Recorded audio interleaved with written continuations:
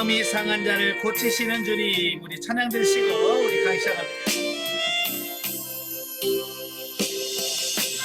마음이 상한 자를 고치시는 주님, 하늘의 아버지 날 주관하소서. 주의 길로 인도하사 자유케 하소서. 새 일을 행하사 부흥케 하소서. 그의 주이고 목이 마르니 성령의 기름 부으소서. 그의 주이고 목이 마르니 내 나를 채워주소서. 성령으로 채우사 축복해 하소서. 주의 임재 속에 은혜하게 하소서. 그대로 살아가리 세상 끝날까지. 나를 믿으시고 세상 열어주소서. 그의 주이고 목이 마르니 성령의 기름 부으소서.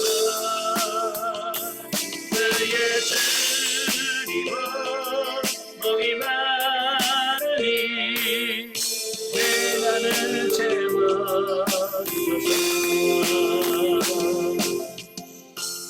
아멘. 네, 기도하겠습니다. 은혜로우신 아버지, 은혜와 사랑을 진심으로 감사합니다. 오늘 노래를 사랑하셔서 귀한 시간을 허락하시고 요한복음의 말씀을 같이 나누면서 영성 훈련할 수 있도록 은혜 주셔서 감사합니다. 말씀을 통해서 역사하시는 그 하나님의 역사가 이 말씀을 통해서 진짜 우리 안에서 그 하나님의 살아계신 역사들이 나타날 수 있도록 도와주시옵소서. 시종을 주님께 맡겨오며 예수님의 이름으로 감사하며 기도합나이다. 아멘. 예, 이 시간에 우리 교재 152페이지입니다. 152페이지 보시면 우리 요한복음 2장이 나오게 되어지는데요.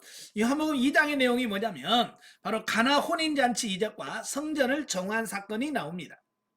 1절부터 12절까지 보면 가나 혼인잔치에서 예수님의 첫 번째 표적에 대한 말씀이 나옵니다. 자, 요한이 선정한 예수님이 하나님의 아들이심을 증거해주는 7대 표적. 요한복음에 보면 예수님이 하나님의 아들 메시아다라는 사실을 나타나게 하여 7가지의 표적을 기록해 주고 있습니다. 그 7개의 표적 중에서 첫 번째가 뭐냐면 바로 물로 포도주를 만드는 이 사건이에요. 자, 첫 번째 표적으로 예수님께서 가나 혼인잔치에 행하신 이적을 언급하고 있습니다. 예수님께서는 갈릴리 가나에 있는 혼인잔치가 있어서 제자들과 함께 잔치석상에 초대를 받으셨습니다. 자, 그런데 문제는 그 잔치를 벌이는 도중에 포도주가 떨어지는 불상사가 발생했다는 겁니다.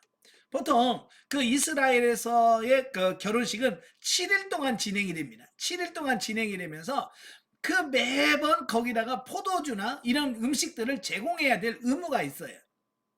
야, 우리는 뭐 지금 뭐 잔치하다가 뭐가 떨어지면 뭐 그냥 바로 배달 주문하면 그냥 바로 오잖아요. 그죠? 그런데 그때 당시에는 이 포도주 같은 것은 어디서 쉽게 가져올 수도 없는 이런 부분들이에요.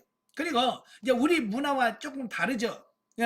오늘 뭐 잔치집에 가가지고 음식이 떨어졌어요. 그러면 아니 그럴 수도 있죠. 뭐 우리는 웃고 넘어갈 수 있지만 이 이스라엘에서 잔치상에 잔치하다가 포도주가 떨어졌다는 것은 법정에다가 고발건이 될 수 있다는 거예요. 그만큼 이 포도주가 잔치집에서 포도주가 떨어진다는 것은 심각한 문제다라고 하는 것으로 우리가 인식하면 좋을 것 같아요. 그러니까 마리아가 그 사실을 발견하자마자 예수님한테 와서 이걸 어떻게 해결했으면 좋겠다, 좀 도와줬으면 좋겠다라고 한 이유가 단순히 뭐 포도주가 없고 그런 간단한 문제가 아니고 조금 복잡한 문제가 있다라고 하는 거예요. 예. 자, 그래서 이것을 해결하기 위해서 예수님께서 물로 포도주를 만드는 이적을 행하시게 되죠. 이러한 예수님의 첫 번째 표적은 첫째, 예수님께서 신성을 지닌 메시아라는 사실을 증거해 준다. 바로 이 물로 포도주를 만드는 사건은 예수님이 바로 메시아 하나님이셔 라고 하는 것을 증거해 준다는 겁니다. 우리는 그냥 어떻게 그냥 물로 포도주 만드는 것을 어떻게 하나님이라는 것을 나타낼 수 있지라고 생각할 수 있지만, 여러분, 이스라엘 사람들, 그 유대인들이 가지고 있는 사상 속에는 뭐가 포함이 되어 있냐면, 포도주는 누가 만드냐면 하나님이 만든다. 포도주는 하나님이 만든다라고 하는 그런 사상을 갖고 있어요. 그래서 이 예수님이 물론 포도주를 만들었다는 이야기는 결국 예수님이 하나님이시다, 요걸 말씀해 주고 있는 거예요. 이스라엘 문화와 우리 문화하고 약간 다르기 때문에 우리가 좀 받아들이긴 좀 그렇습니다만은, 그 유대인들 사고 속에는 이 포도주는 누가 만드느냐, 하나님이 만드신다라고 하는 사상을 갖고 있어요. 그러니까 예수님께서 물론 포도주를 딱 만드는 순간 그들은 뭐예요? 포도주는 하나님이 만드시는데, 그렇다면 예수님께서 결국 하나님이시구나 라고 하는 예수님의 신성을 드러나기에 가장 알맞는 기적 중에 하나다. 그러니까 요한이 그 많은 7개의 표적 중 많은 표적 중에서 첫 번째로 예수님께서 물로 포도주를 만드는 것을 기록하고 있다라는 거예요. 네. 두 번째로는 하나님의 나라의 도래와 그 나라의 복된 성격을 증거한다라고 하는 겁니다. 그러니까 예수님의 초림과 더불어서 하나님의 나라가 시작이 되죠. 회개하라, 천국이 가까이 왔다. 이 말은 하나님의 나라가 실현된다는 거, 이 땅에 하나님의 나라가 진행된다는 겁니다. 그래서 요한은 다른 복음서의 저자들이 직접적으로 소개한 하나님의 나라의 도래에 관한 예수님의 선언 대신에 혼인잔치에 대하여 잔치에서 행하신 예수님의 표적을 소개한 이유가 분명해진다는 겁니다. 그러니까 마태, 마가, 누가복음에서는 모두가 다 회개하라, 천국이 가까웠느니라 라는 말씀을 선언하시면서 예수님의 공생애가 시작이 돼요.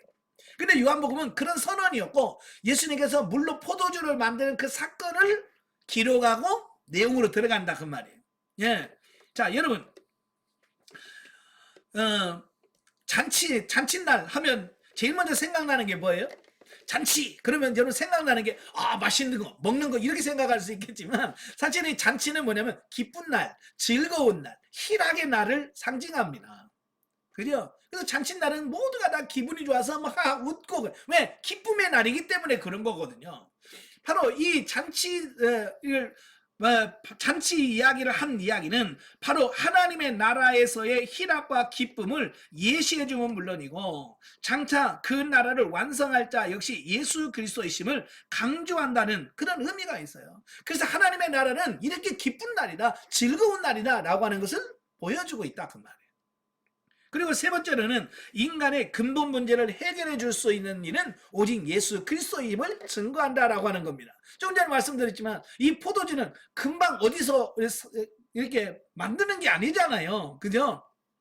지금이야 다 배달 전화만 하면 착착 옵니다만은, 옛날에는 이 잔칫날 하기 전에 그 포도주를 미리 따서 그걸 발로 익혀서 그걸 발효시키고 그 오랜 시간을 거쳐서 그 포도주가 나온단 말이에요.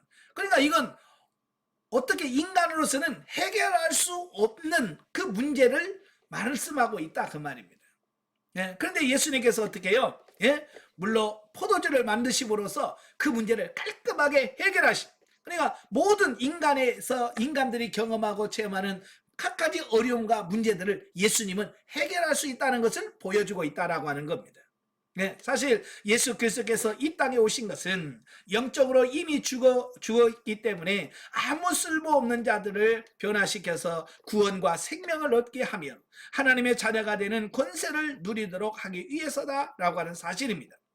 그러므로 누구든지 예수 그리스도 앞에 나오기만 하면 마치 물이 변하여 포도주가 된 것처럼 거듭나 하나님의 자녀가 될 수가 있다는 것을 말씀해 주고 있습니다. 여러분, 물은 사실 맛도 없잖아요. 그죠? 맛도 없고 그냥 물일 뿐이에요. 그런데 그가 포도주로 바뀌었다라고 하는 것은 뭘 말하냐면, 예수님을 만남으로써 우리의 사람이 본질적으로 변화될 수 있다라고 하는 것을 상징적으로 보여주는 겁니다. 자, 여러분 영성 훈련하면 어때요? 예, 영성이 깊어질수록 어때요? 여러분의 본성이 바뀌어요, 안 바뀌어요? 아직도 맹물 그대로 있습니까? 여러분 맹물 그대로 있으면 안 돼요. 이제 여러분은 이제 숙성이래, 시간이 갈수록 숙성이 돼서 여러분 진짜 포도주가 되는, 바뀌어지는, 새로워지는 역사가 나타나야 돼. 근데 영성훈련 받으면서도 아직도 맹물로 남아있으면 안 됩니다. 여러분 변화돼야 돼요. 새로워져야 돼요. 예수 만나면 변화가 나타나야 됩니다. 여러분 베드로 변화됐죠. 사도 바울 예수 만나고 변화됐죠. 예, 우리나라에서도 마찬가지예요. 우리나라에서 초대교회, 우리나라의 한국의 기독교의 초대교회 당시에 김익두 목사님이라고 하는 분이 계셨어요. 그 김익두 목사님이 누구냐면 평양의 아주 유명한 깡패예요. 그래서 이 평양 주변에 있는 사람들이 이 장날에 그 평양 시장에 가려면 고사를 지냈대. 고사. 돼지머리 놓고 비나이다 비나이다. 근데 그 고사 지는 이유가 뭐냐면 제발 오늘 김익두 고놈 안 만나게 해주세요. 그랬대. 얼마나 깡패질을 했는지. 네? 그 시장 가다가 장 가다가 김익두 만나면 모든 게 깨지는 거야. 그러니까 고사 지내면서 제발 김익두 고놈 뭐 안 만나게 해달라고 고사 지내면서 장이 올 만큼 진짜 문제가 누구냐, 김익두였어. 그런데 그가 예수님을 만나고 나서 그가 바뀌어졌어요. 새로워졌어요. 예. 이런 깡패 같은 사람도 예수 만나면 바뀌어요.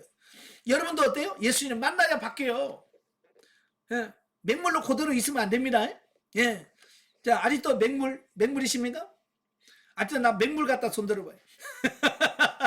영성을 지금 몇 년째 하고 있는데 아직도 나는 맹물인 것 같다. 예, 안 돼요. 빨리 포도주로 바뀌어지셔야 돼. 새로워지셔야 됩니다. 아멘. 자, 두 번째로는 떨어진 포도가 다시 가득히 채워진 것처럼 날마다 삶 가운데서 하나님의 풍성한 은총을 누릴 수 있다는 것을 보여준다. 예. 포도주가 떨어지면 기쁨이 없어요. 감사가 없어요. 감격이 없습니다. 찬양이 없습니다. 성령 충만해질 때 역사가 나타난 줄로 믿습니다. 예. 자, 13절부터 25절까지 보면 제1차 성전 숙정 사건이 나옵니다. 자, 보면은 다른 공간복음에서는 언급하지 않는 예수님의 1차 성전 정화 사건을 말씀하고 있어요. 다른 복음에서는 그 두 번째, 그러니까 예수님이 마지막 십자가를 지시기 전에 예루살렘 성전에 가서 성전을 깨끗하게 한 사건만 기록을 하고 있어요. 근데 요한복음은 두 번 합니다. 예수님이 처음 예루살렘에 가서 처음 숙정 작업을 하고 또 3년 후에 예수님께 십자가를 지러 가셔서 또 한번 깨끗하게 하는 작업을 행하시는 것을 보게 됩니다. 자, 여기서 이것은 1차 성전 정화 사건을 말씀하고 있는데 바로 이것은 예수님의 사역의 성격과 성전의 의미를 보다 밝혀주기 위함이다라는 겁니다. 당시 유대인들은요, 예루살렘 성전에서 제사를 드릴 때 흠이 없고 정결한 짐승을 희생제물로 바쳐야 됐습니다. 그래서 레위기를 보면 하나님께 드릴 때는 생축으로 드리는, 살아있는 가축으로 드리는 겁니다. 가축으로 드릴 때 조건이 있어요. 흠이 없어야 돼요. 예, 어디 상처가 있거나 병이 들거나 그러면 하나님께 제물로 드릴 수가 없습니다. 그래서 이스라엘 백성들은 그 어떤 제사를 드리려고 하면 미리 며칠 전부터 제물을 선별하는 작업을 합니다. 예, 소 중에서 정말 병이 없고 깨끗한 소를 하나 딱 골라놔요. 그래서 며칠 동안 지켜봅니다. 왜? 병이라는 것은 잠복기가 있잖아요. 그죠? 잠복기가 있기 때문에 골라놔서 며칠 동안 놔둬서 병이 안 걸렸다는 말은 병이 안 걸렸다는 얘기거든요. 그래서 미리 며칠 전부터 제물을 선택해 놓고 그 성별해 놨다가 또 그것도 성전 앞에 가면 성전 문 앞에서 검사하는 제사장이 있어요. 제사장이 검사를 해요. 이거 하나님께 제물로 드릴 수 있는지 없는지. 그래서 거기서 통과되어야만 제물로 드릴 수 있을 만큼 철저하게 제물 관리를 했어요. 자, 광야 때는 문제가 없었는데 이제 가나안에 정복을 해서 이제 각자로 기업을 얻고 흩어지게 됐단 말이에요. 그래서 성막 가까운 데 사는 사람들이야 뭐 집에서 끌고 오면 쉽겠지만 이제 저 멀리서 성전까지 오려면 어떤 사람은 이틀 걸려서 가고 어떤 사람은 3일 걸려서 가고 이제 그런단 말이에요. 저 끝에 있는 사람들 성전에 가서 제사 드리면 3일 4일을 가야 돼. 그러니까 이 사람이 가도 힘든데 거기다가 양 끌고 가지 염소 끌고 가면 얼마나 힘들겠어요. 더구나 이 염소 끌고 가다가 중간에 병들어. 그러면 이거 어떻게 다치거나 병들면 이 끌고 가서 재물도 안 돼. 그래서 많은 문제가 발견하게 되는 거예요. 그래서 그런 걸 방지하기 위해서 그들이 편리를 제공하기 위해서 한 것이 뭐냐면 성막 주변에 성전 주변에서 양이나 염소를 살 수 있도록 배려를 해줬어요.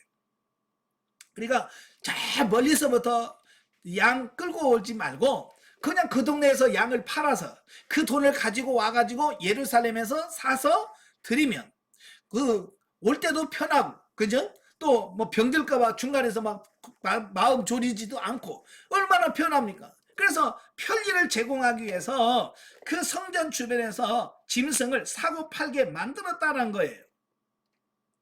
예. 그런데 문제는 뭐냐면 항상 여러분 돈이 있는 곳에는 뭐가 있냐면 부패가 있어요. 그죠? 돈이 있는 곳 부패가 있어. 그러니까 이 상인들이 그 양을 팔면서 자기도 좀 남겨야 될 거 아니에요. 그죠? 남기면서 또 그 제사장들한테 또 요것도 해야 되죠. 그죠? 제사장도 좀, 뭐, 그래서 우리 가게에서 산 것은 무조건 통과시켜 주세요. 또 우리 여기서 사지 않은 물건들은 제물로 통과시켜 주지 마세요. 그냥 그런 거예요. 그러니까 제사장들이 돈을 받고 성전 문 앞에서 그 어느 가게에서 샀냐? 거기서 안 샀으면 이건 안 돼. 불합격을 시키는 거예요. 그러니까 어쩔 수 없이 거기 그 가게에서 돈을 많이 주고 비싸게 주고 양을 사야만 통과될 수 있는 이런 부분들이 생겨나게 된 거예요. 비리가 생기는 거죠. 바로 그런 목적에서 독과점으로 폭리를 행하게 되고 어떤 비리들이 많이 발생하게 되어지는 거예요. 그러니까 예수님께서 바로 성전에서 그런 모습을 보고 나서 이건 하나님을 모독하는 행위다. 이 하나님의 집은 기도하는 집이고 만민이 예배하는 곳인데 이걸 너희는 장사의 소굴로 만들었다. 강도의 소굴로 만들었다라고 책망하시면서 그것을 다 쫓아내는 바로 이런 부분들을 보게 됩니다. 또 돈을 바꿔주는데 돈을 바꾼다는 말이 무슨 말이냐면 뭐 우리나라야 뭐 다 우리 원화를 쓰잖아요. 그죠? 근데 이 이스라엘은요. 그때 당시는 히브리 사람들만 통용하는 히브리 돈이 있어요. 이스라엘 사람들만 사용하는 돈이 있고 그 다음에 로마 사람들이 사용하는 돈이 또 화폐가 또 달라요. 그래서 일반적으로 물건을 사고 팔 때는 로마에서 쓰는 뭐 드라크마, 데나리온 이런 돈을 사용하게 되고 이 하나님 앞에 제물을 드리거나 헌금을 드릴 때는 그 히브리 사람들만 쓰는 세겔이라고 하는 돈으로 환전을 해서 드립니다. 왜냐하면 어떻게 세속 돈을 하나님 앞에 드릴 수 있냐. 그래서 거룩한 돈을 드리자 그래가지고 그 성전 앞에 가면 이 로마 돈을 세겔, 이스라엘 사람들이 사용하는 화폐로 바꿔주는 교환소가 있습니다. 여러분, 외국 여행을 가려고 공항에 가면 환전소가 있죠. 그래서 환전소에 가서 돈을 바꿉니다. 여러분, 공짜로 바꿔주나요? 환전료가 붙어요. 거기 가면 돈을 바꿔주면서 얼마를 뗀단 말이에요. 그래서 바로 이 환전해주면서 그때 가만히 앉아 돈 바꿔주면서 이 사람들은 돈 버는 거예요. 그래서 그러다 보니까 그 상을 돈 바꿔주는 상을 또 하려면 또 뭐 해야 돼요? 제사장들한테 가서 또 요거 해가지고 그 자리세를 얻어야 되고. 근데 그러니까 또 상납을 해야 되니까 돈을 또 환전세를 또 많이 받겠죠. 그죠? 그러다 보니까 계속 비리가 생겨나게 되고 그렇게 문제가 되어지는 거예요. 처음에는 그 예배하러 제사 드리러 오는 사람들의 편의를 위해서 시작했던 일들이 나중에는 장사꾼들이 판을 치는 그런 삶으로 바뀌어지는 거예요. 그래서 예수님께서 그 채찍을 만들어서 그들을 다 내쫓아버리시는 겁니다. 자, 오늘도 여러분의 교회가 자칫 잘못하면 하나님께 예배드리고 하나님을 기쁘시게 하는 그런 장소가 아니라 장사의 소굴이 되어지는 이런 경우를 보게 됩니다. 예. 그래서 하여간 교회 안에서는 물건을 사고 파는 이런 행위들을 하지 않는 것이 제일 좋아요. 예. 요즘에 큰 교회에서는 바자회도 많이 하고, 이제 물론 목적은 좋아요. 선교 이런 목적을 갖고 합니다만은 결국 그런 일을 자꾸 하다 보면 교회가 하나님께 예배드리고 기도하는 어떤 그런 장소라는 의미가 퇴색이 되어지고, 예. 그래요. 그래서 어쨌든 교회에서는 물건을 사고 파는 어떤 그런 부분에 대해서는 안 되고, 교회에서는 오직 기도하고 예배하는 데만 활용되어지면 이러면 좋겠다 그 말이에요. 그래서 예수님도 뭐라고 그래요? 예? 하나님은 영이시니 예배하는 자가 영과 진리로 예배할지니라 라고 하는 교훈을 행동으로 보여주셨다는 사실이에요. 이처럼 예수님께서는 당시 유대인들의 형식적이고 인본주의적 종교 행위, 즉 율법의 근본 정신을 망각한 채 문자적 조문에만 얽매여서 하나님을 헛되이 섬기는 구습을 타파하고 참되게 하나님을 섬기는 길이 무엇인지를 세상 모든 사람들에게 가르치고자 하셨다. 그래서 이런 성전을 정화하는 이 사건을 보게 되어지는데, 오늘 여러분 교회에서 예배 드릴 때 과연 주님이 오시면 지금 여러분이 드려지는 예배를 어떻게 생각하실까요? 아마 여러분 예수님이 지금 여러분의 교회 예배 드리는 그곳에 가셔서 혹시 예수님께서 채찍 만들어서 여러분 다 내쫓지는 않으실까? 그죠? 심각하게 한번 생각해 보세요. 정말 내가 드린 예배가 정말 주님 받으실 만한 예배를 드리고 있는가? 자, 또한 예수님께서는 너희가 이 성전을 헐라 내가 사흘 동안에 일으키리라고 말씀하죠. 그 말씀은 예수님께서 성전된 자기 몸을 비유하면서 죽은 지 3일 만에 부활할 것이라고 하는 예언을 하신 거거든요. 근데 이 유대인들은 그 예수님께서 말씀하신 부분들을 문자적으로만 적용해가지고 뭐 성전을 헐라고? 네가 성전을 헐면 사흘 만에 짓는다고? 그래서 성전 모독죄라고 하는 죄명을 예수님한테 뒤집어 씌우는 겁니다. 예수님께서 왜 그 말씀을 하셨는지를 모르니까, 자, 이는 예루살렘 성전의 예표론적 모형적 성격을 시사해 줍니다. 즉 구약시대의 이스라엘 백성들이 그들의 삶의 중심으로 삼았던 성전은 하나님과의 화해와 교제와 만남의 장소였다라고 하는 겁니다. 그러니까 이 성전의 의미는 뭐냐면 건물이 성전이 아니라 성전은 뭐야? 하나님을 만나기 때문에, 만나는 장소이기 때문에 성전이 의미가 있는 거지, 건물이 크고 화려하기 때문에 성전은 아닌 거예요. 오늘 우리도 마찬가지예요. 내가 가서 하나님을 만나고 하나님과 교제하는 이게 있어야 교회지. 그게 나타나지 않으면 교회가 아닌 거죠. 이게 뭐가 더 중요한지를 아셔야 돼. 예. 근데 많은 사람들은 외적인 것만 생각한단 말이에요. 그래서 교회를 크게 짓고 아름답게 짓고 비싸게 짓고 막 대리석으로 지으면 와 하나님이 영광 받으실 거라고 착각한다 그 말이에요. 전혀 그거와 상관없어요. 아시겠죠? 자, 그런데 이는 성육신하사 대속 죽음을 당하시고 부활하심으로 말미암아 자기 백성을 위한 구원을 이루신 참되고도 완전한 성전이신 예수 그리스도 자신을 예표합니다. 그래서 구약은 눈에 보이는 성전이에요. 근데 그 성전이 신약시대 예수님 시대로 오면서 예수님 자신이 성전이에요. 예수님 자신이 성전이 되고 예수님께서 부활하시고 승천하신 이후에는 누가 성전이냐? 바로 여러분 자신들이 성전이네. 왜? 우리 안에 삼위 하나님이 들어와 머물러 계시기 때문에 내가 성전이고 여러분이 성전이라는 사실을 기억하시기를 바랍니다.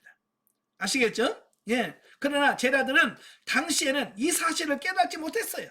예수님이 이 성전을 헐라 내가 사흘 만에 짓겠다 그랬더니 다른 사람들이 와 어떻게 이거 46년 동안 짓고 있는데 이 성전을 어떻게 사흘 만에 질 수 있느냐. 왜? 진정한 예수님 말씀하신 의도를 못 깨달으니까 그렇다 그 말이에요. 오늘도 우리가 성경을 보면서 성경에서 하나님이 말씀하려고 하는 의도를 정확하게 모르면 바로 이 제자들이나 유대인들이 오해했던 것으로 우리가 성경을 오해할 수 있다는 거예요. 그래서 우리가 바르게 깨닫고 사는 여러분 되시기를 바랍니다. 자, 영적 예보죠. 성도의 개개인이 삼일째 하나님이 거하시는 성전됨을 늘 상고함으로써 늘 기뻐할 수 있어야 된다. 야, 여러분들이 누구요? 여러분이 성전이라고 말이에요. 교회가 성전 아닙니다. 건물이 성전이 아니라 바로 우리 자신, 우리가 성전이라는 사실.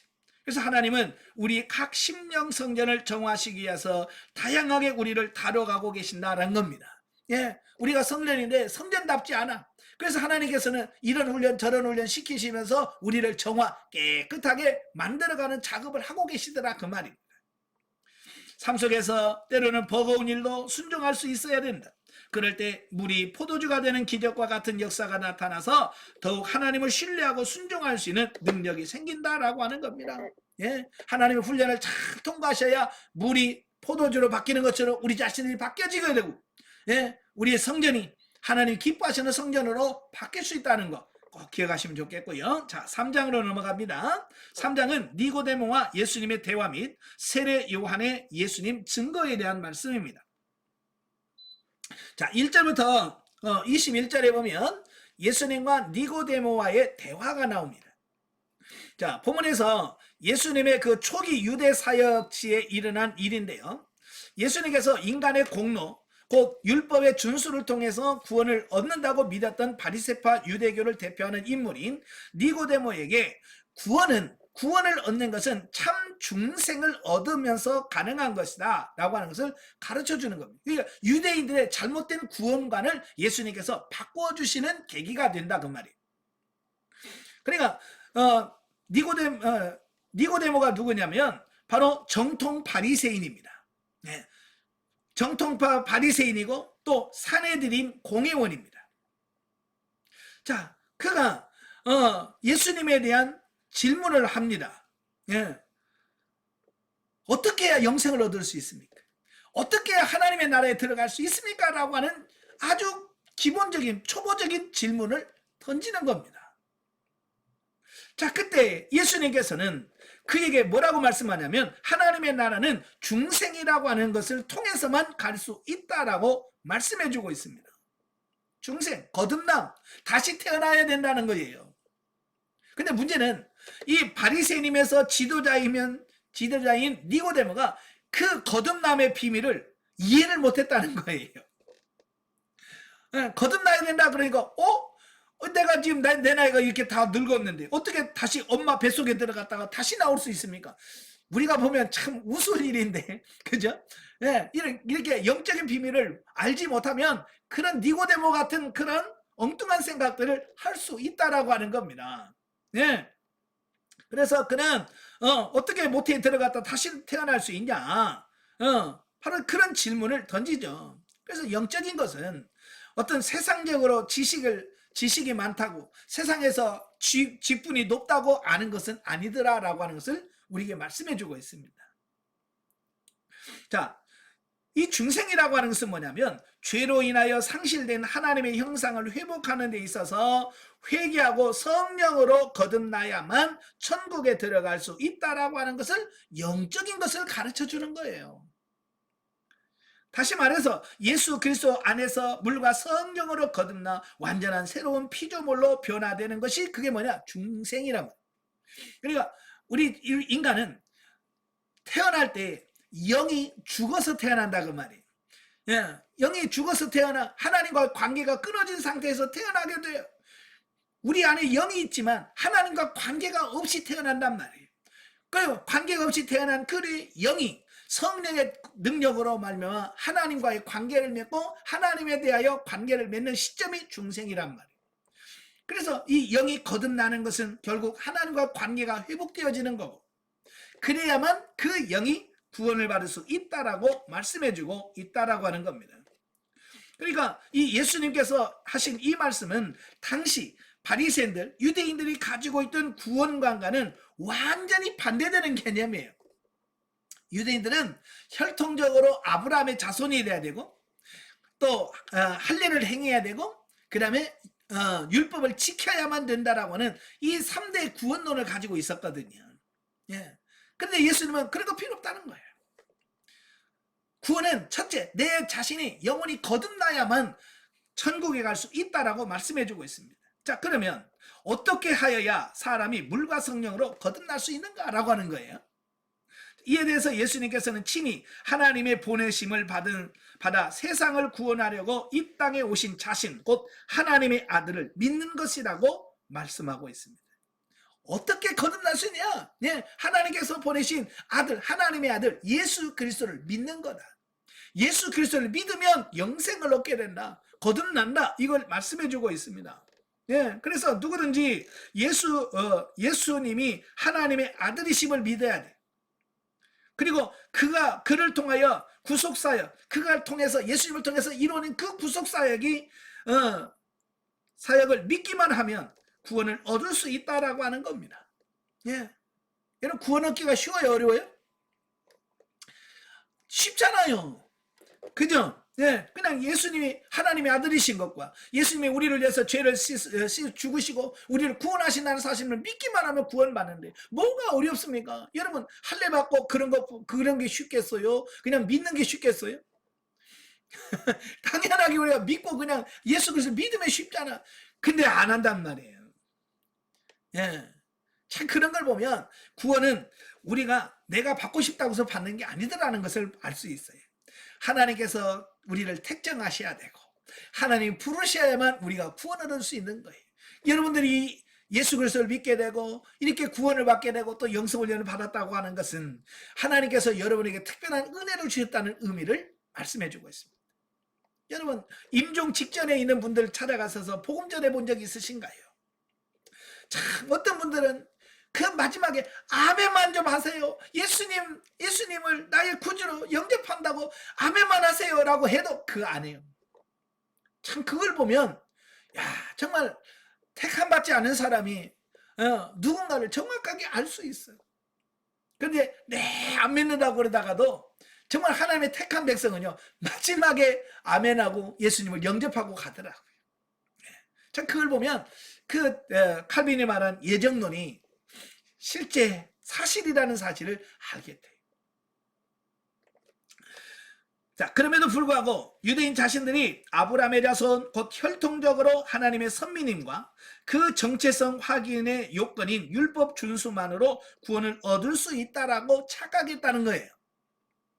자, 그리고 오늘날에도 많은 사람들이 선행이나 구제, 하나님을 위한 봉사 등을 통하여 자신의 구원을 이룰 수 있다라고 오해를 하고 있다 그 말입니다. 예, 얼마 전에 카톨릭에 다니는 신자가 저희 와서 상담을 받은 적이 있어요. 그래서 이런저런 얘기하다가 질문을 던졌어요. 구원받을 수 있다고 생각하세요? 라고 물어봤어요. 그 사람이 근데 자기는 구원 못 받을 것 같아. 그래서 왜 그러냐 그랬더니 자기는 그렇게 선한 얘기, 착한 행동을 많이 못했대. 착한 일을 많이 했어야 되는데 자기는 착한 일을 많이 못해서 자기는 구원에 대한 천국 갈 거라는 확신이 없다는 거예요. 왜냐하면 카톨릭에서는 구원을 선행으로 받는다고 생각하거든요. 공로주의, 내가 공을 많이 세우고 남을 많이 도와주고 그래야만 구원을 받을 수 있다고 생각하는데 여러분 카톨릭 신자만 그런 게 아니라요. 오늘 우리 교회 집사님, 권사님도 그런 분들 많아요. 제가 처음에 기초 상담하면서 물어보잖아요. 어떻게 구원받을 자신 있어요? 구원받을 확신이 있습니까? 아니면 내가 영적인 단계가 애급 단계인 것 같아요? 광야 단계요라는 질문을 던집니다. 그런데요, 놀랍게도 절반 이상이 뭐라고 말하냐면 나는 아무래도 애급 같아요라고 얘기한단 말이에요. 그래서 왜 애급 같다고 생각하십니까? 라고 말하면 자기는 그렇게 착한 일도 많이 못했고 예? 예, 열심히도 못했고 그래서 자기는 아직 구원받지 못한 중생하지 못한 애급일 거라고 생각. 그것도 집사님 권사님들이요 신앙생활 수십 년 했던 분들이에요. 그게 뭐냐면 은연중에 우리 사고 속에는 이 공로주의 율법주의적인 유대인이 가지고 있는 구원관이 이 안에 있다는 것을 말씀해 주고 있어요. 여러분 그거 가지고 구원받는 거 아닙니다. 예, 그거 가지고 구원받는 게 아니에요. 그러나 본문을 포함한 모든 성경은 예수님 외에 다른 이로서는 구원을 얻을 수 없나니 천하인간의 구원받을 만한 다른 이름을 우리에게 주시니 없다라고 단언하고 있습니다. 그래서 우리가 구원받는 수 있는 유일한 길이 뭐냐? 예수 그리스도를 믿는 길이다. 이것이 복음의 핵심이라 그 말이에요. 자, 22절부터 36절까지 보면 예수님에 대한 세례 요한의 재증거입니다. 자, 1장에서 이미 세상죄를 지고 하는 하나님의 어린 양이로다 라고 증언했던 그 세례 요한이 본문에서 또다시 예수님이 하나님이심을 메시아임을 다시 증거한다 그 말이에요. 그러니까 본문은 세례 요한이 헤롯 안디바이어에서 투옥당하기 직전에 예수 그리스도에 대하여 재증거한 바를 소개하고 있습니다. 자, 본문은 두 단락으로 구분이 되어지는데요. 먼저 전반부는 세례 요한이 예수님의 앞길을 예비하는 선구자로서 자신의 역할과 관련해서 예수님이 그리스도 되심을 증거하는 최후의 증언 내용이 기록되어 있습니다. 자, 이미 세례 요한의 제자들 가운데 예수님을 따르는 자들이 생겨난 데 이어서 이제 유대 군중 가운데서도 예수님을 추종하는 자들이 생기자 세례 요한을 추종하는 자들 중에 몇 사람은 예수님의 세례에 대하여 의의를 제기하며 불평을 터뜨렸습니다. 그러니까 세례 요한이 혜성같이 나타나가지고 요단강에서 세례를 베풀면서 회개를 선포합니다. 그러니까 많은 유대인들이 와서 세례 요한에게 세례를 받고 심지어는 그의 제자까지 됐어요.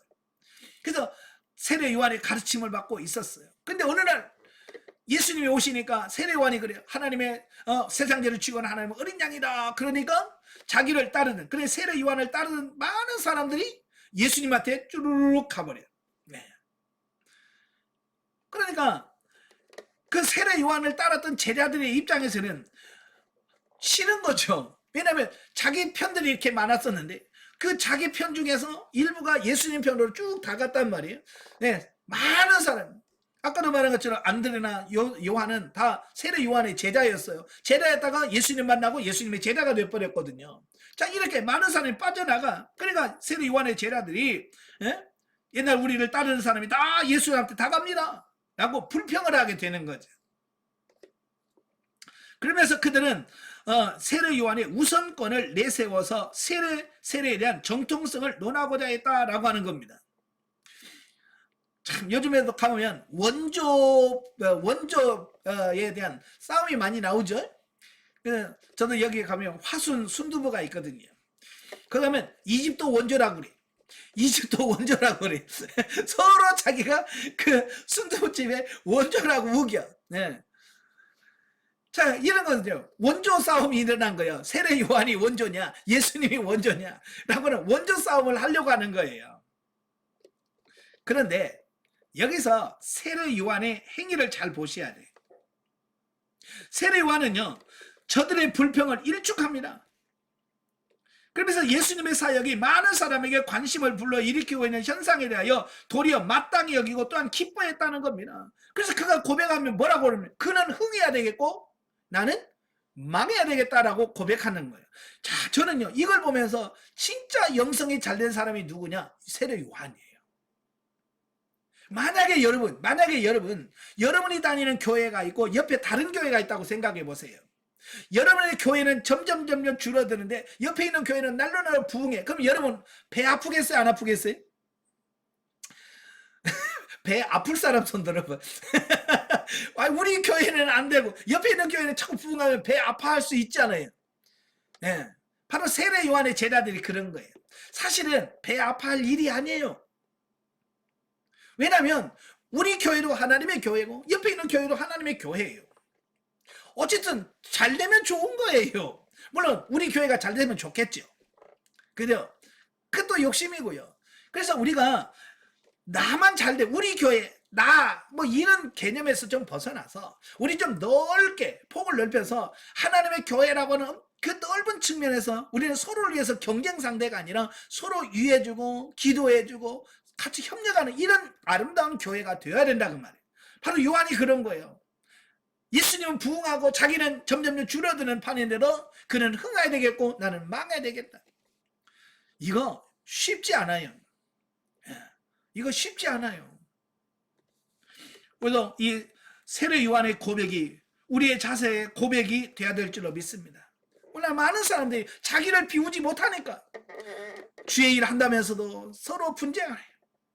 참 제가요 예전에 인천에서 목회할 때 열심히 전도지 꽂으면서 문 두드리면서 문을 열어주는 데는 전도하고 문이 잠긴 데는 전도지 꽂아놓고 이제 그러면서 전도를 쭉 했어요. 근데 예, 한참 전도하고 가니까요. 나중에 다른 교회 전도팀이 쭉 또 전도를 하면서 내가 꽂아놓은 전도지 다 빼고 자기들 전도지 다 꽂아놓고 그러더라고요. 참, 그게 무슨 짓이야, 그게. 네. 그건 하나님이 기뻐하는 일도 아닌 거예요. 저는 사실 그 전도하면서 다른 사람들이 와서 먼저 전도지 꽂아놓으면, 예? 저는 거기다 우리 교회 전도지 안 꽂아요. 그날은 그 지역에 전도 안 합니다. 다른 데로 가서 해요. 예. 또 전도지가 땅에 떨어져 있으면 그 떨어진 그 교회 전도지 다시 꽂아줍니다. 왜요? 우리 교회도 하나님의 교회지만 그 교회도 하나님의 교회예요. 그러니까 서로 경쟁하고 이런 게 아니라 서로 위해주고 협력해줄 수 있는 이런 삶이 돼야 돼요. 아시겠죠?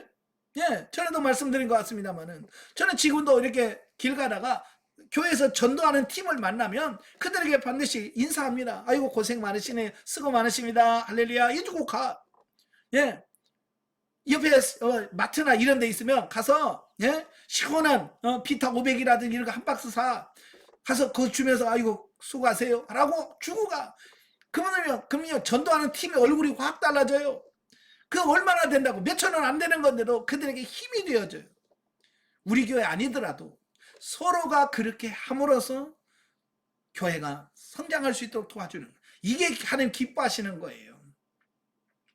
그렇게 하시길 바랍니다. 예. 한편 본문은 후반부인 31절 36절에서 하나님의 아들이신 예수 그리스도를 믿고 순종하느냐 그렇지 않느냐에 따라서 영생과 영벌이 결정된다는 사실을 말씀해 주고 있습니다. 그러니까 행위를 가지고 구원받냐 못 받느냐가 아니라 예수 그리스도를 믿느냐 안 믿느냐, 여기에서 구원이 결정된다는 거예요. 그러므로 우리는 어떤 상황 가운데서도 주께 대한 믿음을 잃지 않으므로 하나님의 가장 귀한 선물인 구원을 차지함은 물론 항상 예수님이 세상의 구주이심을 전파함으로 하나님께 영광 돌리는 성도의 본분을 다해야 한다. 아멘. 자, 영적이 해보죠. 물질이 풍족하면 타인을 섬기는 데에도 여유가 있듯이 영적 실제의 삶이 풍성할 때 나눠줄 수 있는 여유로운 삶을 살게 된다. 예. 그래서 우리가 성장해서 내가 좀 여유로워져야, 마음이 여유로워야 다른 사람을 생각하고 배려할 수 있게 되어지는. 근데 오늘날은 뭐예요? 전부 다 이게 여유가 없어. 예, 그러니까 돈은 있지만 여유가 없으니까, 그죠? 돈은 있지만 여유가 없으니까 늘 가난한 사람 봐도 도와줄 마음도 없고 힘든 사람 봐도 도와줄 마음이 없는 거예요. 왜? 여유가 없기 때문에. 여러분 영적으로 성장해서 좀 영적으로도 육적으로도 좀 심리적으로도 여유가 있는 삶이 되길 바래요. 세례 요한이 예수님의 길을 예비하고 자신을 쇠하여야 하고 예수님을 흥하여야 한다는 고백이 우리의 육적 자아는 날마다 쇠하여지고 주님만 드러나는 삶으로 적용될 때 영적 실제의 지름길이 된다. 그죠? 세례 요한은 어찌 보면 우리의 육을 상징하고 예수님은 영을 상징하는 거예요. 그래서 육이 죽어야 영이 사는 거야. 세례 요한이 죽어야 예수 그리스도가 두각을 나타내는 겁니다. 육이 죽어지길 바래요. 자, 4장으로 가죠. 4장은 사마리아 여인과 예수님의 대화 및 신하의 아들 치유 이적에 대한 말씀입니다. 자, 1절 26절까지면 예수님과 사마리아의 여인과의 대화입니다. 자, 1절부터 42절에 보면 그 유대 종교 지도자들과 무모한 충돌을 피하기 위해서 예수님께서는 유대에서 사역을 하다가 다시 북쪽 갈릴리로 가게 됩니다. 예, 그 북쪽으로 가다가 예수님께서 사마리아라는 지역을 통과하게 되어집니다.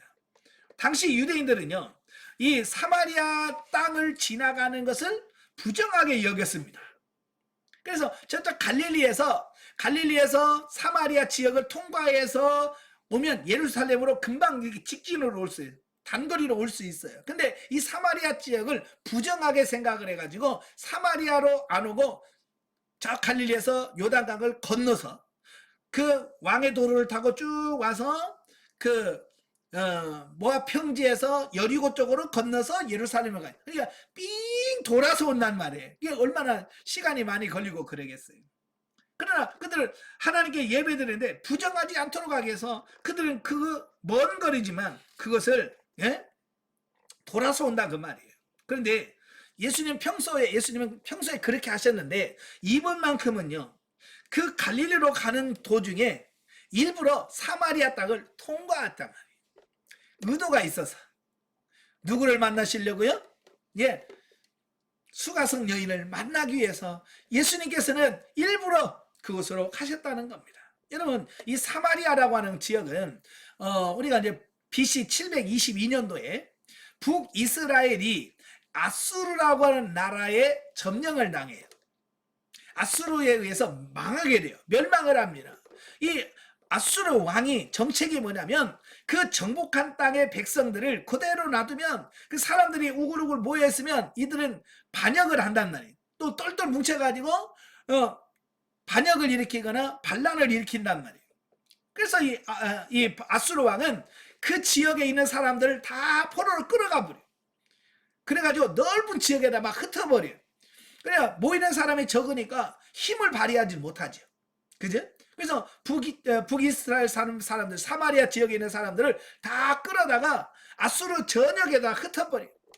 그러니까 이 또 사마리아 지역에 사람이 없잖아요. 다 끌고 갔으니까. 그래서 다른 나라에서 또 여기서 몇 명 뽑아서 여기서 몇 명 뽑아가지고 그들을 사마리아 지역에 보내가지고 여러 나라 사람들과 같이 혼합해서 살도록 만들어버린 거예요. 그러니까 혈통적으로 순수하지가 않은 사람들, 이런 여러 민족들이 같이 모여 살다 보니까 순수한 혈통이 없어져 버려. 또 그들은 뭐요? 하나님만 섬기는 것이 아니라 자기 신들을 가지고 와요. 네, 자기 신들을 갖고 와 금오스를 가져오는 사람, 바알을 가져오는 사람, 아스타르를 가져오는 사람들, 또 염소를 섬기는 판을 가져오는 사람들, 별의별 사람들 모여가지고 신앙적으로나 영적으로나 혈통적으로 이게 순수함을 다 잃어버린 사람들이 누구냐? 사마리아 사람들.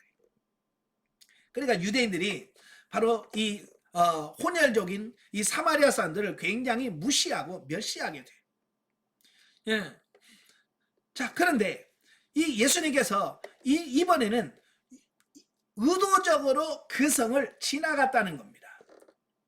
왜냐하면 예수님께서 유대인들이 가지고 있는 가치관을 깨트리기 위해서, 제자들이 가지고 있는 가치관, 또 사마리아 사람들이 가지고 있는 그 기본적인 가치관을 깨트리시기 위해서 그렇게 하셨다는 사실이에요. 그곳에서 누구를 만나냐면 부정한 과거를 지닌 여인을 만나게 됩니다. 그래서 그 여인에게 죄를 깨닫게 하고 회개하게 하고 영적인 기가를 해결해 주는, 그래서 예수 그리스도에게 소망을 갖게 하는 바로 이런 부분들을 보게 됩니다. 따라서 우리는 예수님께서 유대인들뿐만 아니라 유대인들의 혈통과 인종 또 종교상의 이유 등으로 멸시한 사마리아에 잃어버린 한 영혼에 대해서조차도 돌아보신 이 사건을 통해서 그분이 결국에는 이방인들까지 모두 구원의 대상으로 삼고 계신다는 점에서 온 인류의 구세주가 되신다는 사실을 예견할 수 있다라고 하는 겁니다. 그러니까 유대인 예수님의 제자들도 예수님께서 땅끝까지 이르러 내 복음의 증인이 되라고 했잖아요. 근데 예수님의 제자들마저도 예수님의 말씀에 순종을 못해요. 왜냐하면 자기들이 가지고 있는 그 편견, 고정관념 이게 꽉 붙잡고 있어서 이방인들에게 복음을 전하지 않아요. 예수님 뭐랬어? 온 예루살렘과 유다와 사마리아와 땅끝까지 이르러 복음의 증인이 되라고 했잖아요. 근데 그렇게 말씀만 하면 제자들이 사마리아에 안 갈 것 같거든요.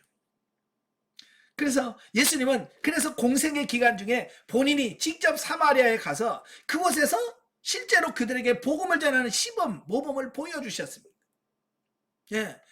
그리고 그들이 그 수가성 여인을 복음을 전하고 또 그 여인을 통해서 사마리아 많은 사람들을 만나서 그들에게 복음을 전했습니다.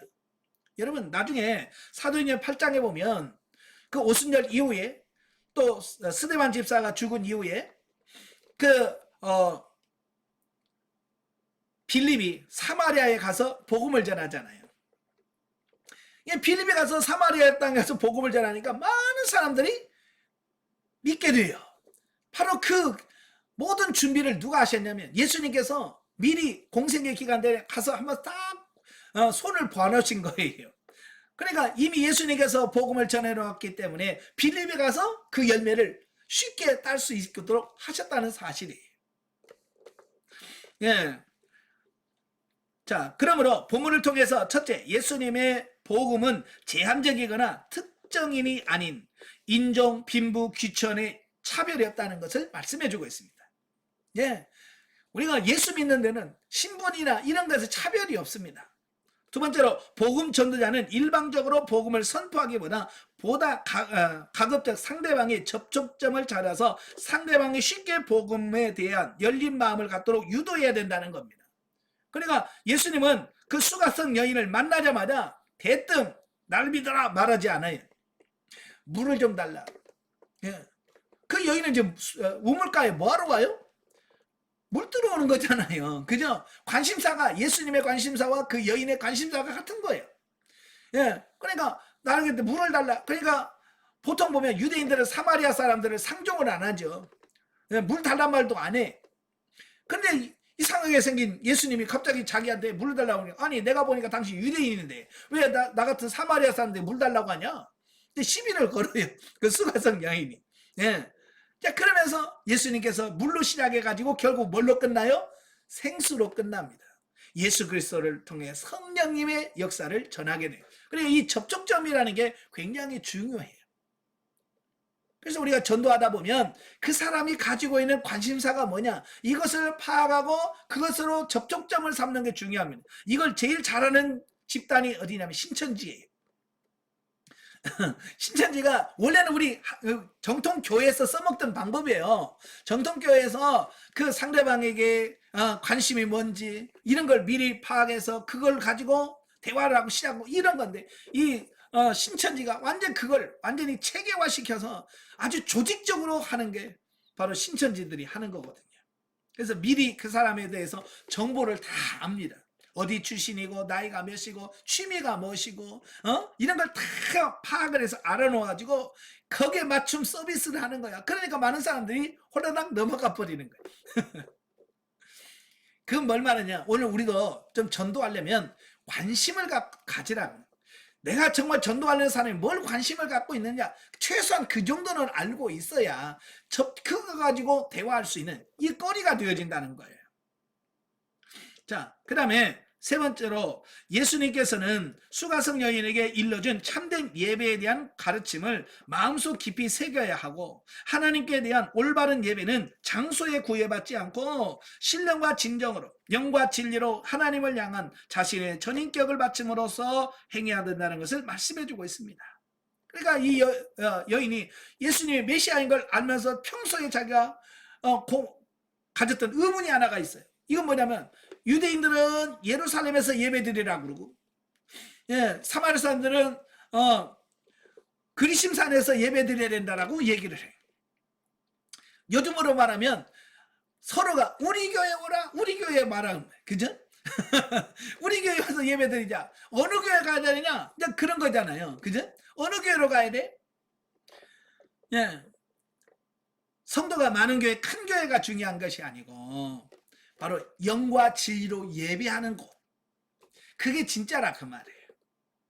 아시겠죠? 그 수가성이 어디서 예배를 해야 합니까? 예루살렘입니까? 수가성 그리심산입니까? 라고 질문해서 예수님께서, 야, 예루살렘도 말고 그리심산도 말고, 이 장소가 중요한 게 아니고 그 예배 드리는 사람의 영과 진리로 예배하는 요게 진짜다. 그게 진짜 하나님이 찾으시는 예배다. 요걸 말씀해 주고 있는 거거든요. 오늘 우리도 정말 하나님이 기뻐하시는 그런 예배를 드리는 여러분 되시기를 바랍니다.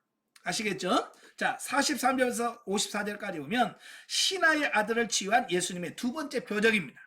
자, 요한복음에 나타난 첫 번째 표적은 가나 혼인잔치에서 물로 포도주를 만드는 표적이고요. 두 번째로 뭐냐, 왕의 신하의 아들을 치유한 사건이에요. 자, 보면은 먼저 예수님께서 사마리아를 통과하신 후에 어디로 가냐면 자기 고향 나사렛으로 갑니다. 나사렛으로 가서 말씀을 전하는데요, 자기 고향 사람들이 예수님을 배척하는 겁니다. 예, 어찌 보면 예수님을 제일 잘할 것 같은 고향 사람들이 예수님을 배척하는 겁니다. 왜 그럴까요? 예, 그건 뭘 말하냐면 그들은 예수님에 대하여 잘 안다고 생각하는 거야, 그들이. 예, 물론 그들이 예수님에 대해서 아는 것은 뭘 어떻게 아는 겁니까? 예, 육신으로 아는 거죠. 사도 바울이 육신으로 알았다, 저들은. 그 육신으로 안다는 게 뭐예요? 나 예수 알아. 그 요셉과 마리아의 그 아들 아니야. 목수. 아이고, 아기 때 내가 기저귀 차고 다니는 거 봤어. 뭐 이런 거잖아요. 그게 자기들은 안다고 생각하는 거예요. 그러니까 예수님이 하나님의 아들이다? 에이, 어디 목수 아들이 하나님의 아들이 될 수 있어? 라고 하는 그 인간적인 생각과 그것이 도리어 예수님을 믿는데 방해가 되더라는 사실이에요. 그러니까 우리가 육신적으로 안다라고 하는 그것이 어쩌면 하나님을 알고 영적으로 성장하는데 방해가 될 수 있다라고 하는 거예요. 쉽게 말하면 이런 거예요. 우리가 영성훈련을 소개할 때, 그 소개할 때 차라리 성경에 대해서 모르면 배워야지라는 어떤 그런 생각이라든지, 뭐 성경 공부한다고 그러니 그러면 성경 공부를 하지라고도 할 수 있는데, 여러분 평소에 성경 공부 많이 하고 성경도 많이 하면 다 해봐야 또 똑같아. 나는 뭐 안 해본 거 없어. 그래서 안다라고 하는 그것이 도리어 영성을 접하지 못하도록 방해하는 요소가 된다, 그 말이에요. 그러니까 이걸 알아도 제대로 알아야 되는데 육신으로 알면 그럴 수 있다라고 하는 거예요. 여러분도 육신으로 알지 않기를 바랍니다. 아시겠죠? 예, 저도 이제 저희 초등학교 친구들을 1년에 한두 번씩 만나거든요. 그 만나면 그런 거예요. 예, 우리 친구들 중에서 절반은 교회 다니더라고요.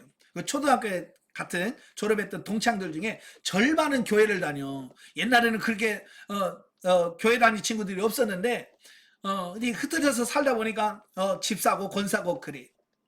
그러니까 이 동창회들 모이면 딱 둘로 나뉘어. 주류파, 비주류파. 술 먹는 친구, 안 먹는 친구. 그래서 주류파, 비주류파로 이렇게 나눠. 그래서 이제 저를 중심으로 해서 이제 교회 다니는 친구들 이렇게 쭉 모여서 이제 우리는 콜라 따라 먹으면서 사이다 주면서 이야기하고 신앙도 이야기도 하고 이제 하잖아요. 그러면 꼭 술 먹는 친구들이 그래, 야, 네가 목사냐?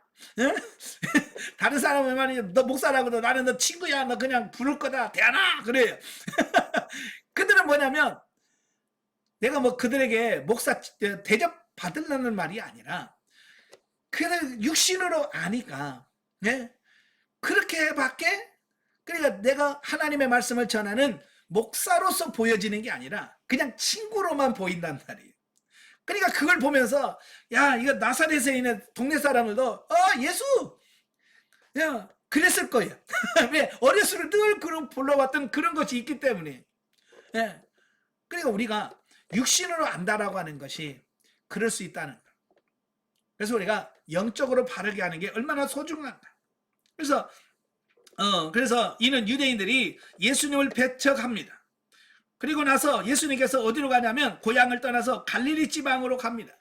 갈릴리 지방으로 가니까 마침 그 갈릴리 지방을 다스렸던 그 헤롯 왕의 신하가 예수님께 와서 자기 아들을 고쳐달라고 요청을 하는 겁니다. 여러분, 헤롯이 누굽니까? 그 이스라엘 갈릴리 지역을 관장하는 분봉 왕입니다. 그게 혈통적으로 이방인이에요. 혈통적으로 이방인입니다. 그러면 이 신하는 누구일까요? 과연 유대인일까요? 이방인일까요? 이방인일 가능성이 커요. 그런데 자기 혈통이고 자기 민족인 자기 고향 사람들은 예수님을 배척했어요. 그죠? 자기 고향 사람들 같은 동족인 예수님을 배척했어. 그런데 이방인들은 예수님을 환영하면서 자기 아들을 고쳐달라고 예수님을 찾아온다는 거예요. 참 이게 아이러니한 거예요. 자, 그래서 본문의 표적을 통해서 우리가 분명히 알 수 있는 것은 예수님이야말로 모든 육체의 질병과 영적인 죄악으로부터 인류를 구원해 주실 영원한 생명을 누리게 하시는 권능을 가진 전능자이자 우리의 구세주라는 사실을 여기서 말씀해 주고 있습니다. 그러므로 아무리 심각한 위기나 죄악 가운데 처한 자라도 주님의 도우심을 손길을 간구하고 주님의 말씀을 믿기만 하면 구원받을 수 있다는 사실을 우리가 잊어서는 안 된다라고 하는 겁니다. 사실 문제는 주님께서 우리를 구원하실 만한 능력을 갖고 계시지 않거나 우리의 간구를 외면하시는 데 있는 것이 아니라 우리가 주님의 능력을 확신하지 못하거나 도움의 손길을 하나님께 간구하지 않은 데 있다는 겁니다. 이게 하나님의 능력이 없어서가 아니라 우리가 하나님께 구하지 않고 하나님을 찾지 않기 때문에 그 하나님의 능력이 우리 안에 이루어지지 않는다 그 말입니다. 그래서 야고보서 4장에서 뭐라고 그래요? 너희가 얻지 못하면 구하지 아니하며 그랬잖아요. 그죠? 구하면 하나님 주신 터인데 우리가 구하지 않으니까 하나님 앞에는 풍성하지만 우리가 구하지 않기 때문에 그게 우리에게 오지 않는다. 예, 이게 중요한 거예요. 예수님 하나님 능력이 대단하십니다. 그러나 우리가 구하지 않으면 그 능력은 나와 아무 상관이 없어요. 그래서 기도는 누가 하느냐? 믿음 있는 사람만이 기도할 수 있는 거예요. 그러니까 믿음 없는 사람에게는 아무리 기도하라고 그래도 그 기도가 안 돼. 왜? 믿음이 없으니까. 그러나 믿음 있는 사람은 자연적으로 하나님께 기도할 수 있게 되어진다는 것을 기억하시면서 여러분 기도로 승리하시기를 바랍니다. 자, 영적이에 보죠. 인생의 모든 문제를 해결할 수 있는 열쇠는 말씀 안에 있다. 진리의 말씀을 깨닫고 생활 속에서 그 말씀이 사라질 때 예수님과 같이 하나님의 뜻을 이루며 그것이 곧 우리의 양식이 되어진다. 예, 예수님의 제자들이 그 양식을 가지고 얻어와서 예수님한테 드십시오. 그러니까 예수님 뭐라고 그래? 나는 이미 먹었다. 그러니까 다른 사람이 갖다 줬나? 그러니까 예수님 뭐라고 그래? 내가 먹을 양식이 따로 있다. 그래서 내 아버지의 뜻을 이루는 것이 나의 양식이라 그랬어. 여러분 육신은 우리가 밥 새끼 육신을 밥에서 먹어. 그게 육의 양식이에요. 영의 양식은 여러분 밥 많이 먹는다고 해서 영의 양식이 채워지는 거 아니에요. 영은 따로 있어요. 그 영이 하나님의 말씀인데 그냥 단순히 하나님 말씀을 읽고 끝나는 것이 아니라 그 말씀대로 실천하고 사라질 때 그게 진짜 양식이 되어지더라는 거. 그래서 제가 누차 말씀드렸어요. 성경을 읽는 것은 단순히 요리 방법을 아는 것과 같은 거다. 쉽게 말하면 레시피를 아는 거예요. 그러면 이 레시피만 알고 해먹지 않으면 내 배가 안 불러요. 그죠? 그 레시피에 따라서 내가 물을 붓고 씻고 요리를 해서 먹어야 내가 양식이 되는 것처럼 이 하나님의 말씀으로 내가 그 말씀을 지켜 행할 때 그 말씀으로 살 때 진짜 영이 양식이 된다 그 말. 참 우리나라 사람들은요, 우리 성도들 보면 설교는 잘 들어. 근데 듣고 끝내. 그냥 듣고 은혜 받았습니다. 그리고 끝나버려. 그러니까 레시피만 알고 진짜 양식을 안 먹는 거야. 해서 먹지는 않으니까 영이 맨날 배고파. 영이 갈급한 거야. 목마른 거야. 그런데 순종을 안 해. 그러니까 계속 영은 헐떡거리고 배고프니까. 근데 양식은 안 주고. 그러니까 영이 메말라 간다 그 말이에요. 순종하시길 바랍니다. 아시겠죠? 자, 5장으로 갑니다. 5장은 38년 된 병자 치유 이적과 안식일 논쟁과 예수님의 신성에 대한 자기 증거가 나옵니다. 자, 1절부터 9절까지 보면 38년 된 병자를 고치신 예수님. 자, 예수님께서는 다시 예루살렘으로 가셨어요. 자, 예루살렘에 가보니까 이 베데스다 연못이 있습니다. 저는요, 성경에서 베데스다 연못이라고 그래가지고 진짜 우리가 생각하는 연못으로 생각을 했어요. 예. 그런데 베데스에 가보는 순간 이게 연못이야? 실망을 했어요. 이 베데스다 연못이라고 하는 것은 땅을 깊이 판 물탱크예요. 물탱크. 그래서 사실 이 예루살렘은 산 꼭대기에 있잖아요. 그러니까 물이 귀해요. 물이 귀해. 그래서 비가 오면 그 비가 오는 그 물을 가둬 놔서 그 물을 가다 놓는 큰 못과 같은 것이에요. 인공으로 파서 깊이가 굉장히 깊더라고요. 네. 그래서 그 깊은 이런 웅덩이 같은 건데 바로 이제 거기서 사람들이 많은 환자들이 물이 요동하면 천사가 와서 하는 것으로 이해를 해서 제일 먼저 뛰어든 사람은 치유가 된다는 어떤 그런 소망을 갖고 환자들이 있는 거예요. 그 중에 38년 된 사람이 있습니다. 여러분 38년 됐다라고 하는 말은 나을 가능성이 있다는 거예요, 없다는 거예요? 없다는 얘기죠. 예. 우리도 보면 질병도 그냥 금방 아픈 사람들은 어떻게 하다 보면 치유될 수 있는 가능성이 있지만 10년, 20년 되면 이거 아예 이제 만성이 되면 이게 치유가 잘 안 됩니다. 더군다나 이 사람은 38년이나 됐어. 그러니까 이건 완전히 세상적으로 보면 육신적으로 보면 치유 불가능한 거예요. 그리고 여러분 38년 동안 하면서 그는 얼마나 많은 수단과 방법을 다 써보지 않았겠습니까? 여러분도 몸이 아프면 어때요? 그냥 약이란 약은 다 먹고 어디 좋다는 건 다 해보잖아요. 예. 저도 예전에 보면 저도 이제 무릎이 아파서 관절염이 왔을 때 하여간 뭐요 별의별 얘기들이 다 나와. 이게 뭐 사람들이 그래, 이 무릎 관절은 고양이 고기를 먹으면 낫는데, 예? 왜냐니까 고양이가 높은 데서 떨어져도 예? 사뿐 앉으니까 고양이 먹으면 낫는다는 거야. 그래서 저희 어머니가 또 어떻게 해가지고 또 고양이를 얻어가지고 와서 잡아가지고 고양이 고기를 주는 거예요. 그 나보고 먹으라는 거야. 하여간 아프니까 별별을 다 해요. 뭐 침 맞지 뭐하지 뜸들이지 막 아이고야. 예? 아마 이 38년 병자도 안 해본 거 없을 거야. 그죠? 안 해본 거 없어. 그럼에도 불구하고 이게 낫질 않아. 근데 예수님을 만나니까 어때요? 예수님 만나서 내 자리를 들고 가라. 그 한마디 어떻게 그렇게 38년 동안 해결하려고 했지만 해결되지 않는 그 부분이 예수님 말씀에 순종하니까 한순간에 해결이 되더라 라고 하는 겁니다. 자, 160페이지 두 번째 중간점 보면 본문을 통해서 우리는 첫째, 예수 그리스도를 접하지 못한 자들은 스스로 아무리 노력하여도 구원의 길을 찾지 못한다는 점. 즉 38년 된 병자는 베데스다 연못가에서 부질없는 희망에 사로잡혀서 엉뚱한 시도를 반복했지만 전혀 소용이 없었다. 그러나 예수님을 만나니까 어때요? 단번에 그 문제가 해결됐다는 겁니다. 오늘 우리도 마찬가지예요. 세상적으로 풀 수 없는 문제 예수님 만나면 해결될 수 있다는 거예요. 아멘. 자, 두 번째로는 예수 그리스도만이 오직 우리로 하여금 완전히 변화되어 새로운 삶을 영위하도록 만들어주는 전능자라는 점을 깨닫게 한다.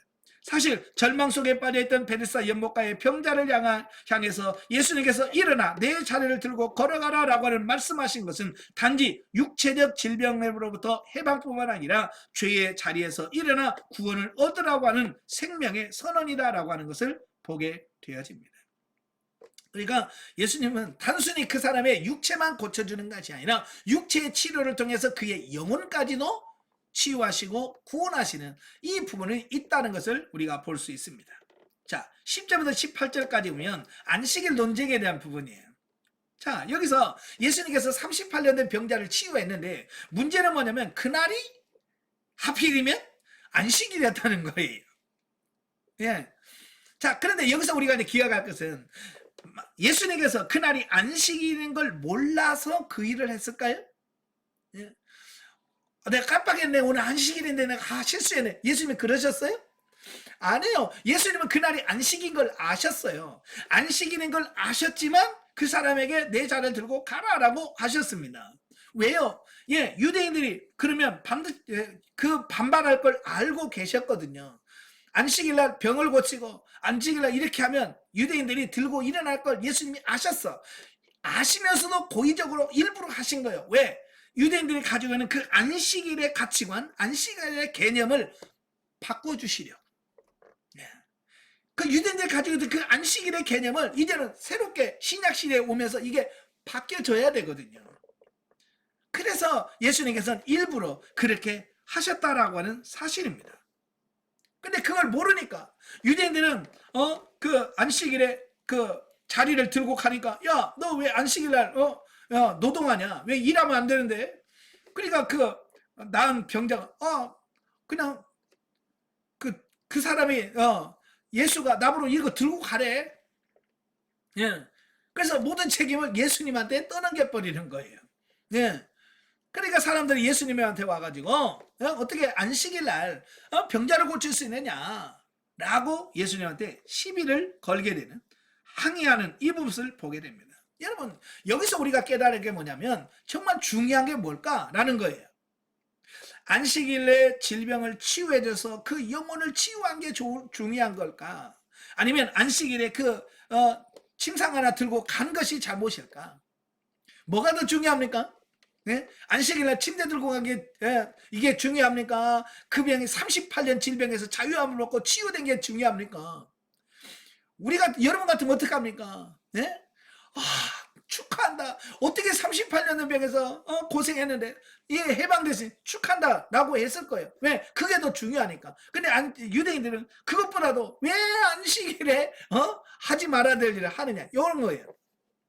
그래서 예수님한테 항의하고 결국 예수님한테 시비를 건단 말이에요. 자, 이와 같은 유대인의 태도는 뭐냐? 율법의 근본 정신을 망각한 채 형식주의와 외식주의에 철저히 물들어버린 유대 종교를 맹종한 결과다 그 말이에요. 예. 그러니까 그들은 오랜 동안 모세 율법을 지키면서 오랫동안 내려오면서 이제는 왜 그렇게 해야 되는지 근본 목적 의도 이런 걸 다 잃어버리고 그냥 문자적으로만 매달린 거예요. 그래서 안식일 일하면 안 된다. 거기만 딱 못이 딱 박히니까 더 이상 다른 걸 이해하거나 이런 걸 여러분 제일 무서운 게 뭔 줄 알아요? 맹종이에요. 맹종. 예. 생각 없이 그냥 따르는 거예요. 예. 이단에 빠진 사람들 보세요. 그 사람들은 사고하고 어떤 사고나 판단해서 하는 게 아니에요. 그냥 시키면 무조건 하는 거예요. 예. 그러니까 이슬람 사람들 보시면 폭탄 테러 하잖아요. 자기 몸에다가 폭탄 다 두르고 가가지고 예? 자살 테러 하잖아요. 자기도 죽으면서 예? 폭탄을 터뜨리면서 그들은 뭐라고 생각해요? 이래야 그들이 생각하는 천국에 간다는 거예요. 그 맹종이에요. 그래서 우리가 알고 신앙생활하는 것과 무조건 모르면서 하는 것이 중요한 거예요. 오늘도 이단에 빠진 사람들 보세요. 이단에 깊이 빠져버리면요. 이 사고 가치관이 무너져 버려요. 그래서 우리가 생각하면 뻔히 보면 그거 아닌데도 불구하고 그들은 이미 쇠뇌됐기 때문에 그걸 모르는 겁니다. 그래서 그들은 실행할 수밖에 없는 거예요. 하나님은 우리에게 맹종하기를 원치 않으십니다. 네. 하나님 원하는 건 맹종 아니에요. 무조건 믿는 게 아니라 하나님의 말씀을 정확하게 이해하고 깨달아서 우리의 감정과 혼과 모든 영과 혼과 몸 전체가 변화되어서 하나님의 말씀에 순종하는 걸 원하는 거예요. 아시겠죠? 예. 그래서 무조건 맹종하지 않기를 바라요. 예. 그래서 예수님께서 그 이스라엘 백성들이 가지고 있는 그 안식일의 잘못된 개념. 오늘도요 이런 사람들 많아요. 주일날 일하면 안 돼. 무조건 주일날 일하면 안 돼라고 하는 그거 딱 메인 사람들 많아요. 그죠? 그래서 교회에서 좀 뭐 시키면 주일날 일하지 말라고 하는데 왜 일하냐? 예? 안식일날 일하지 말라고 그랬어. 나 일 안 해. 그래서 무조건 일 안 하는 쪽으로만 가게 된다 그 말이에요. 그래 예수님께서 아버지가 일하시니 나도 일한다. 그래서 안식일날 영혼을 구원하고 영혼을 살리는데 열심히 하잖아요. 예, 그러니까 일 안 한다고 하는 어떤 그 부분에만 매이면 안 되고 이제는 하나님이 기뻐하시고 하나님께 영광 받으시는 일을 손수 신해가는 여러분들이 되셔야 해요. 그게 진짜 안식일을 지키는 겁니다. 이제 신약시대는 이제 안식일을 지키는 것이 아니라 주일을 지키는 겁니다. 예, 그래서 안식일은 창조의 기념일이에요. 천지 창조를 하나님이 하셨고 그 천지를 창조하신 창조의 기념일이 안식일이에요. 그럼 오늘날 우리는 안식일을 지키지 않고 주일을 지키잖아요. 이 주일은 뭐냐? 예수님께서 십자가에 못 박혀 죽으셨다가 무덤에 들어가서 3일 만에 부활하셔서 우리를 재창조하신 기념, 재창조일. 예, 그러니까 이 안식일은 천지 창조의 기념일이라면 이 주일은 이 재창조의 기념일이라고 볼 수 있습니다. 그 재창조가 뭐예요? 예, 우리의 영혼을 거듭나게 하고 중생하는 거예요. 그래서 지금은 이제 재창조의 기념일인 주일을 우리가 지키는 겁니다. 아시겠죠? 자, 19절부터 29절까지 보면 하나님과 동등됨을 선언하신 예수님. 자, 앞단락에서 예수님이 안식일의 병자를 고치신 것은 형식적인 것 율법 준수만을 고집하던 유대인들의 거센 반발과 분노를 자아내게 만들었습니다. 그 유대인의 입장에서는 도무지 예수님이 말씀하시는 게 이해가 안 되죠. 왜냐하면 자기들은 이미 안식일에 대한 구약적인 그런 율법적인 부로 꽉 차 있기 때문에 예수님의 가르침이 안 들어옵니다. 아마 여러분도 이미 여러분 머릿속에 꽉 박힌 것은요, 제가 아무리 얘기해도 안 들어올 겁니다. 예. 유대인은 똑같은 거예요. 그래서 그들은 뭐예요? 유대인들 향해서 하나님을 자신의 친아버지로 칭합니다. 그래서 뭐라 그래요? 그분이 일하시니 나도 일한다. 예. 내 아버지가 일한다. 나도 일한다. 그러니까 유대인들이 더 열받아 버린 거예요. 예? 그래서 예수님을 안식일을 범했을 뿐만 아니라 자신과 하나님을 동격으로 여긴다고 해서 신성 모독죄다. 어떻게 하나님과 너 같을 수 있냐. 이건 하나님을 모독하는 거다라고 하는 죄목을 씌워서 예수님을 죽이기로 작정합니다. 이와 같은 상황에서도 예수님은 성난 유대인들을 향해서 성부 하나님과 자신의 관계가 어떤 관계인지를 네 가지로 명확하게 증거하고 있습니다. 첫째는 하나님과 예수님 사이에는 전혀 비밀이 없으시다. 하나님과 나는 비밀이 없어. 두 번째로는 하나님과 예수님은 죽은 자들을 다시 살리는 부활 사역에 함께 참여하고 있음을 말씀하고 있고, 세 번째로 하나님과 예수님은 심판 사역에도 함께 동참하시되 성부 하나님은 예수님에게 심판의 권세를 위임하셨다는 거예요. 그 다음에 네 번째로 하나님과 예수님은 모든 사람으로부터 함께 경배를 받으실 거라는 겁니다. 그런 말을 하니 유대인의 입장에서는 신성 모독죄라고 하는 말이 그냥 나오는 게 아니에요. 우리도 언뜻 들어보면 그럴 수도 있겠다라고 생각할 수 있죠. 예. 자, 그럼에도 불구하고 예수님은 이 말을 하면 유대인들이 반발할 거라는 것을 알아. 아는데도 어때요? 한단 말이에요. 왜? 그게 진리니까. 우리도 이 진리를 위해서는 내가 아무리 손해를 보고 뭘 해도 진리는 굴복하는 게 아니라 증거할 수 있는 사람이 돼야 된다 그 말입니다. 우리는 내가 좀 불리하면 말을 안 하죠. 내가 좀 불리할 것 같으면, 욕먹을 것 같으면 진리도 입 딱 다물어. 그러면 안 돼요. 심지어 내가 죽는 한이 있어도 진리는 말해야 되는 거예요. 그게 진리예요. 예수님이 그래요. 자, 결국 이와 같은 본문의 내용은 비록 예수님께서 성육신 하사 사람이 되어서 세상에 오셨으나 여전히 하나님의 본체로서 하나님과 동등된 분이라는 사실과 누구든지 자신의 말씀을 믿는 자는 생명의 부활에 참여할 것이지만 그렇지 않는 자는 심판의 부활에 처해질 것이라고 말씀해주고 있습니다. 이는 곧 아무리 하나님의 택한 백성으로 자처하는 유대인이라 할지라도 성부 하나님으로부터 최후 심판의 권세를 위임받은 예수 그리스도를 믿지 않고서는 결코 구원에 이를 수 없다는 것을 말씀해주고 있습니다. 왜냐하면 구원은 오직 예수 그리스도를 통해서만 주어지기 때문에 그렇습니다. 자, 30절부터 47절까지 보면 예수님의 자기 증거입니다. 자, 앞에서 하나님과 자기 자신이 동등되다는 것을 증거하신 예수님께서는 거기에 대한 부연 설명으로 자신의 정체성에 대한 또 다른 증거들을 말씀해주고 있습니다. 그래서 자신의 앞길을 예비한 자인 세례 요한의 증거를 예를 들었고요. 또 하나님의 아들로서 자신의 신성을 증거해주는 강력한 증거들을 말씀하셨습니다. 첫째, 성부 하나님께서 친히 성자 예수님에 대하여 증거해 주셨다는 겁니다. 두 번째로 예수님 자신의 사역이 스스로를 증거해 준다라는 겁니다. 그죠? 예수님께서 행하시던 그 기적들을 보세요. 어떤 사람이 할 수 있는 겁니까? 사람이 행할 수 있는 거예요? 아니요. 사람이 행할 수 없는 일들이거든요. 물론 포도주 사람이 할 수 있어요? 없어요. 하나님만이 하실 수 있는 거예요. 그러니까 그 예수님이 하신 기적이 예수님의 존재를 증거해 준다고 말이에요. 그 다음에 세 번째로 성경 말씀이 바로 예수님을 증거한다는 겁니다. 그래서 예수님은 구약 성경의 말씀이 그대로 실제로 성취되어지는 바로 이 부분을 말씀해 주고 있습니다. 그런데 이와 같은 세 가지 증거 가운데 유대인들은 구약 성경을 잘 알고 있음에도 불구하고 구약의 대표작격인 모세에게는 최대의 존경심을 나타냈으나 정작 모세의 율법이 성육신하사 자기 백성을 구원할 자이신 예수 그리스도께 초점을 맞추고 있다는 사실을 미처 깨닫지 못했다는 겁니다.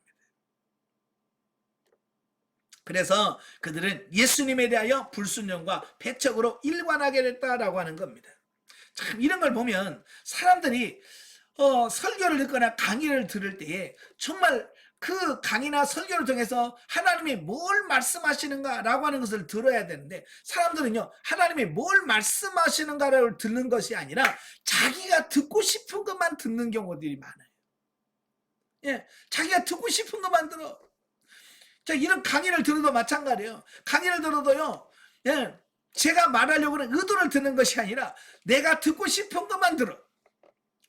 그래 나중에서 이거 기억나는 거 뭐 있습니까? 그러면 다 자기가 듣고 싶은 이야기만 들어. 예. 다른 건 못 듣는 경우들이 너무 많은 거예요. 이제는 내가 듣고 싶은 이야기를 듣는 자가 아니라 정말 하나님께서 이게 하나님 뭘 말씀하시는가를 들을 수 있는 여러분들이 되셔야 돼요. 따라서 예수님께서는 유대인들의 그릇된 신앙 형태를 책망하시면서 그들이 존경하는 모세가 도리어 하나님께 그들을 고소하게 될 것이라고 경고합니다. 이 말은 무슨 말이냐면 여러분 1517년 루터와 칼빈이 어때요? 종교 개혁을 했잖아요.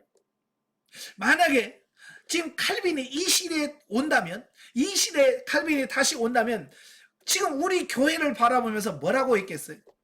뭐라고 할 것 같아요? 참 신앙생활 잘한다라고 칭찬할 것 같습니까? 아니면 내가 이러려고 개혁한 건 아닌데 하는 한탄하실까요? 예, 우리 잘 생각해 보셔야 돼요. 마찬가지로 오늘날의 성도들 중에도 풍부한 성경 지식과 폭넓은 신학 지식을 소유하고 있으면서도 정작 그 모든 지식의 핵심이라고 할 수 있는 예수 그리스도에 대한 믿음이 결여된 자가 있다면 오히려 그러한 성경 지식과 신학 지식이 하나님 앞에서 자신을 정죄하는 도구로 작용될 것이라고 하는 사실을 보게 되어집니다. 네, 그래서 아는 것도 중요하지만 안다고 끝나는 게 아니라 그 말씀으로 사는 것이 더 중요하다는 것을 기억하십니다. 영적 예보죠. 우리의 모습이 베데스다의 병자와 같이 주님의 능력이 아니고서는 치유될 수 없는 영적으로 병든 부분이 있다. 삶 속에서 극복할 수 없는 연약함을 가지고 신령한 고민 가운데 주님을 찾을 때 베데스다의 병자와 같이 회복될 것이다. 아멘. 예, 베데스다 연못에 있는 그 38년 병자가 예수님을 만남으로 그의 모든 인생이 바뀌지잖아요. 오늘도 예수님을 친히 만나시고 예수님을 통해서 여러분이 변화된 삶을 사시는 여러분 되시기를 바랍니다. 기도하겠습니다. 은혜로우신 아버지 감사합니다. 오늘도 하나님께서 귀한 말씀을 주셔서 감사합니다. 이 말씀들이 우리의 삶 속에 실제가 되어지게 하시고 우리 영성이 아름답게 영성이 되어 예수님 말씀하신 그 말씀의 본뜻을 깨달아 순종해가는 우리 자신들이 다 되어지게 하옵시며 정말 예수님처럼 사라지는 우리가 되어지게 하옵소서. 예수님의 이름으로 감사하며 기도합나이다. 아멘. 하나님께 드립니다.